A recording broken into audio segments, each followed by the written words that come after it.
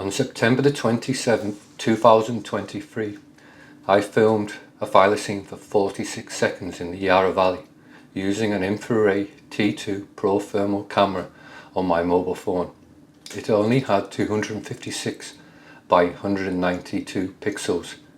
The footage was grainy, disputed and dismissed, yet the shape, the stiff tail, the gait was unmistakable, a thylacine. Nearly a year to the date, on September the 14th, 2024, I had upgraded to an InfiRay TS60 scope. At 1280 by 1024 resolution, over 25 times sharper, the results were extraordinary. That night I captured 18 seconds. I called it Gotcha. The clip spread fast, 500,000 views, tens of thousands of likes. The thylacine was no longer just a whisper. Then this year, July the 25th, 2025, a night of driving rain and howling wind. The storm fogged the lens, washed out the image, yet in rare breaks the cold night gave extraordinary clarity. As twilight faded, the valley stayed eerily empty. No kangaroos grazing, only silence. Then a lone grey kangaroo moved quickly through the trees. Moments later, a quadruped followed, nose to the ground in pursuit. 3 years, 3 encounters, each one closer, each one harder to deny. Is this the return of the thyla? As the storm began to ease, the grey kangaroos finally started to drift down to the grass. But their behaviour was far from normal.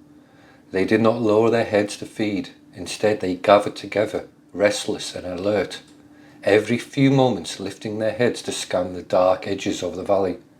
The mob grew tighter and tighter, animals bunching closer as unease spread through the group.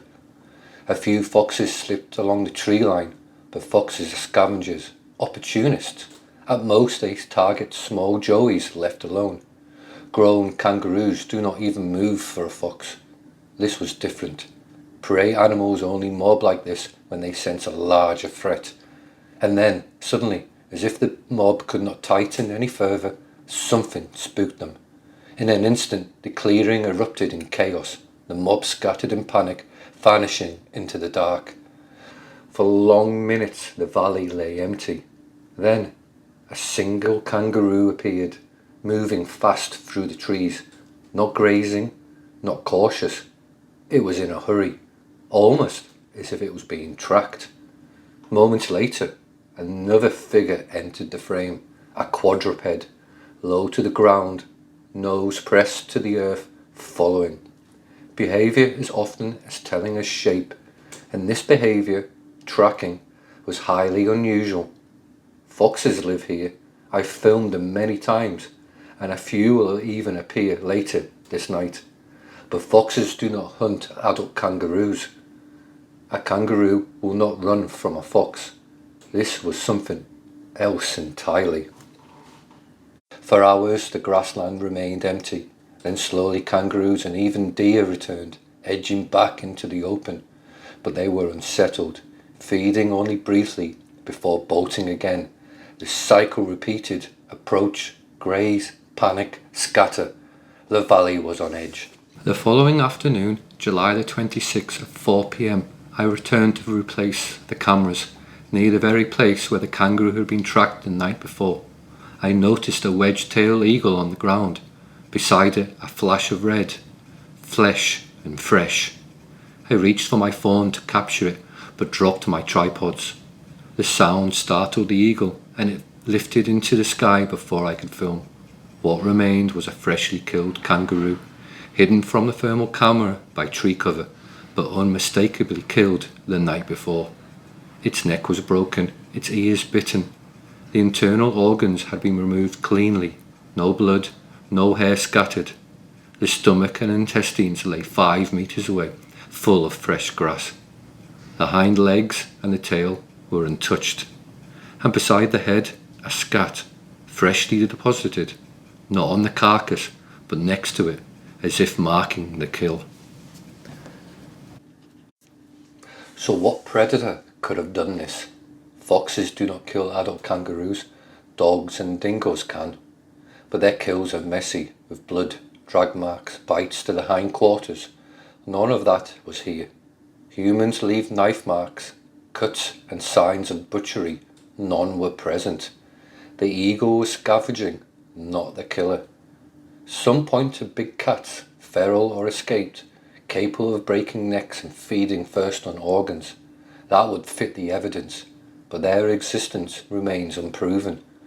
And then there is the thylacine, historically known to kill with a bite to the head or neck and to feed cleanly from within.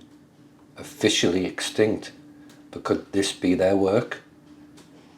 What makes the link impossible to ignore is the footage from earlier in the night.